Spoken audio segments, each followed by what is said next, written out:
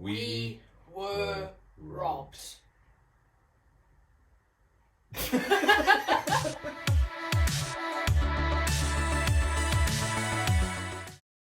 We have some bad news. Unfortunately, We didn't post a video last week because things were stolen.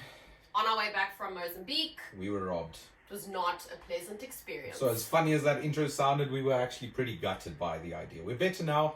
We're coping. Everything's fine at the moment. So this video is going to be about the experience, about how we got robbed, and then just to lighten the mood, we're going to share some of our Mozambique experiences. So please stay and watch till the end of the video because the last part is really cool. Yes. So how it all happened. Alright, so on Sunday we left Mozambique at about 10 o'clock in the morning and we got to Nelspruit at about 4 o'clock in the afternoon. Really long drive. And Really long drive. we drove from Nelspruit to Pretoria at 4 o'clock in the afternoon and the roads were extremely busy because it was a long weekend. We stopped, Gustav put petrol in, I went to the bathroom and then I went and got us some hot chocolate because it was 8 o'clock at night. Now, just so that everyone knows, it's 8 o'clock at night. We left in the morning at 10 in Mozambique. So we were tremendously tired by 8 o'clock at night. It was a rested, well-rested weekend and everything was great, but we were just ready to get home. After I put the petrol in the car, I took the car and I parked it in front of the shop. Yeah, right where you buy coffee. So right at the doors, at the sliding doors. Literally right in front. And I called him inside the shop to help me carry the coffees and put sugar in because it was extremely busy and there were a lot of people. So he got out the car and he came to help me. It was maybe not even 2 minutes. Went outside, got back into the car, and everything was gone. Well, the scary part is how that happens, like how you realize that. So we got into the car, we got the coffee. I wanted to just check the time or something on my phone, and I have one of these phone holsters in the car. And as I wanted to check there, I'm like, my phone's not there. Usually it's Robin that takes my phone for safety purposes. And then I looked at the back on the back seat and our backpack wasn't there. And everything is in our backpack. And if we say everything, we're talking about both our South African passports, my Portuguese passport, the iPad with all the videos of Mozambique on it was on there. A hoodie that Robin gave me that was really special to me was in there. And we don't even know the rest. All my Apple products, by the way, my earphones or my Apple AirPods, my pen that I use on the iPad, gone. Just vanished.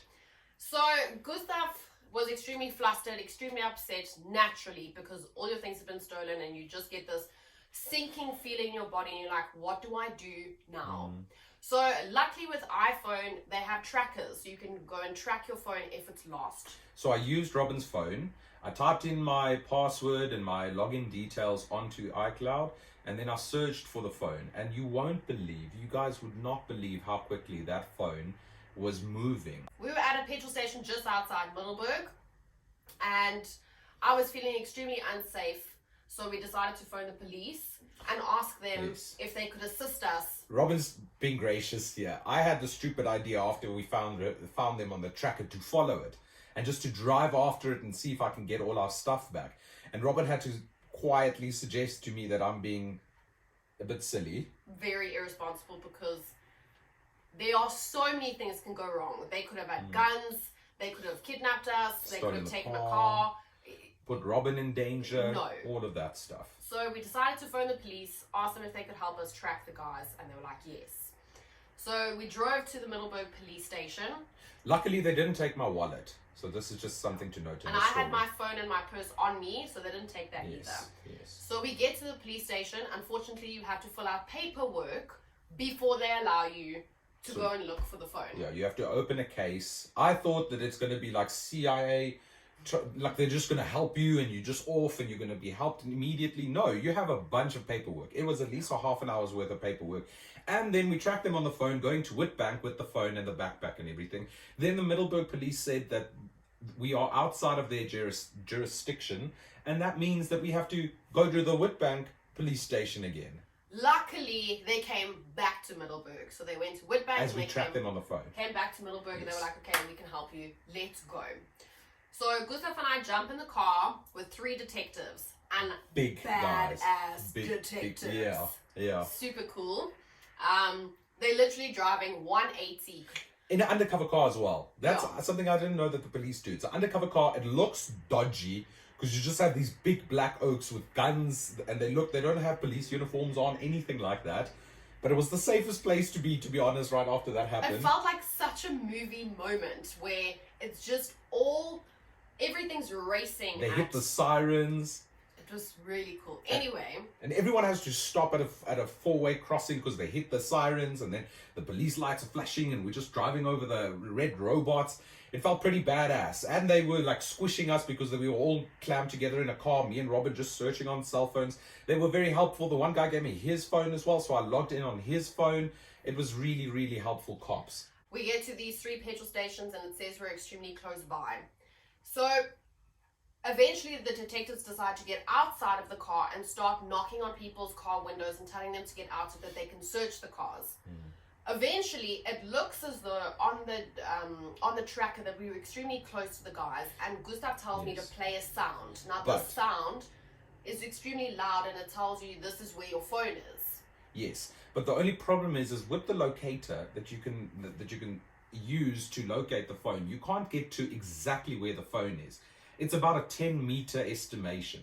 Like, there's a bunch of places that this phone could be in a noisy town-like vibe. But we played the sound from her phone and from the phone that the detective borrowed me. But as soon as we did that, we couldn't update the location anymore. So the guys either took out the SIM card so that there was no internet connection, or totally broke the phone. Or broke the phone because they were getting scared. And unfortunately, we didn't find... That's the end of the search. How sad was that? Like, we had this badass moment with all these wonderful policemen, and it just ended there because they're like, okay, now we can't search it anymore.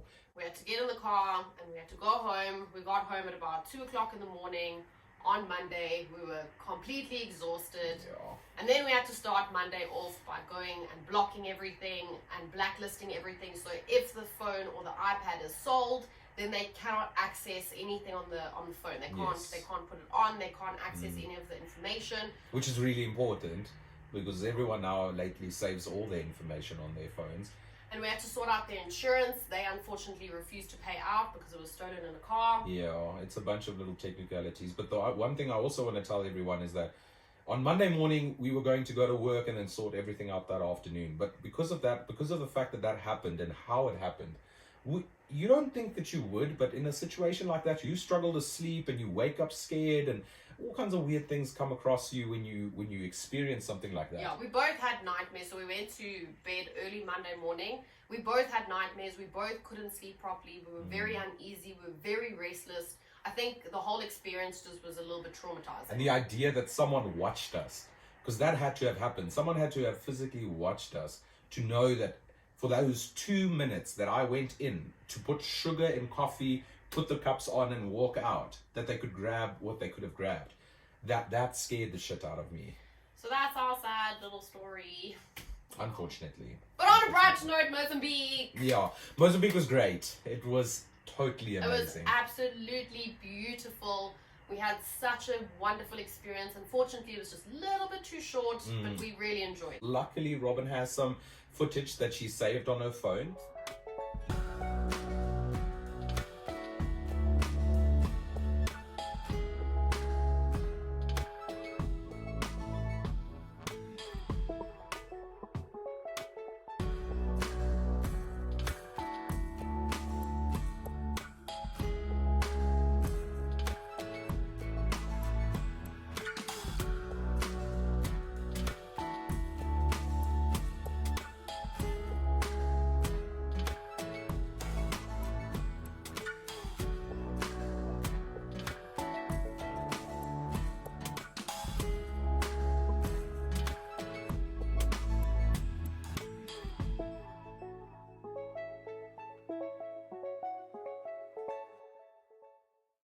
Top 5 moments that we had in Mozambique. So the first one for me, definitely the funniest, because Gustav is allergic to shellfish.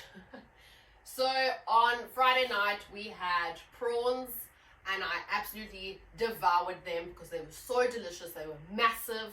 It was incredible and Gustav couldn't have any. It just recently happened that I had an allergic reaction to crab and prawns. And not just any allergic reaction, Yeah, I had to go he to the stops hospital. breathing. So let's not take any chances in Mozambique because there's Especially- not any hospitals nearby. Well, for a 100-kilometer radius, there aren't any. So I was told I can't have any of the shellfish. Shame. Robin at least ate all of mine. So I ate on behalf of him and I enjoyed them on behalf of him. So I'd say the best part of the Mozambique holiday for me, you have a beach that you could walk to right from your like chalet or wherever we were staying, and it was great. We actually went in the middle of the night and we went swimming, and We didn't just go swimming, we went skinny dipping. yes, that It was was great. fantastic. That was It great. was actually a little bit scary, I'm lying. But yeah, so that was my highlight. And then the third highlight is that there's bread in Mozambique that is to die for. Number one, it doesn't fill you up. And number two, its name is super cool. It's called Pow. It's amazing. It doesn't fill you up. Have you ever heard of bread that doesn't fill you up? It's soft on the inside, it's crunchy on the outside. It is amazing. You usually go to a bakery and you get freshly baked. Pow! What And were some of the then other highlights? The other thing that happened is there's a section in the sea that we call the washing machine, where the waves kind of pull you sideways and up and down, and I feel like I'm drowning in that section of the sea because I'm tiny, and it takes control of every little part of my body, and I feel like I have no control whatsoever and I'm going to drown. And because I'm a big bloke, I can just swim, and the ocean and the waves won't really crush me. So I shouted at Gustav and told him to come and fetch me because I can't do it by myself. He needs to kind of lift me over the waves so that I can get to the nice part where I can just like float. Anyway, so in the little washing machine part, I pulled a muscle and I was feeling extremely sorry for myself. And later that day, we went walking on the beach and there were these ladies with massage beds. Massage tables. Yeah, and they came to us and they were like, would you like a massage? And I was like, Okay, but you have to get the idea of this story. So Robin, if she says she pulled a muscle, it means that she can't turn without turning her shoulders with her head. I literally moved like this. Hilarious. It's absolutely hilarious. Yeah. So eventually I did the massage on the beach with the ocean right in front of me for half an hour. It was the best experience. She literally knew what all the pressure points were. She knew exactly where the knots were. She's better than any physiotherapist that I've ever been to. I was amazed. It was incredible, and it was such a beautiful setting. It was really great. That was mine, by the way. What? I wanted to use that as a highlight. Oh. I'd say one of my personal highlights was the fact that we got to see my family. Robin got to spend some more time with my family, and it was wonderful. We all walked on the beach together, and we were just the family vibe and the recharging your batteries when you just get to the people you love. And not just that, the fact that we just didn't need to adult for that weekend, because then you're like kind of a kid because you're going with your parents. That was such a highlight for me. And the last thing was going to bed and listening to the ocean. Yes, absolutely. Absolutely. Yeah, it was incredible. So they had these sliding doors, and you open the sliding door, but the ocean is about, I'd say, 500 meters away from us. I wouldn't even say it's that far. Yeah, it's closer than that. So you hear the ocean. We had such a great time. We made a funny little video. So I hope you guys enjoy that. And that's the end of this. Thanks for watching the video, guys. I got a pocket full of sunshine. I got a love one to know that it's on my low. Whoa. Do what you want, but it's never gonna break me. Sticks and stones are never gonna make me know. Whoa. Take me away. Take me away. The guy saw us. The guy actually saw us. I know.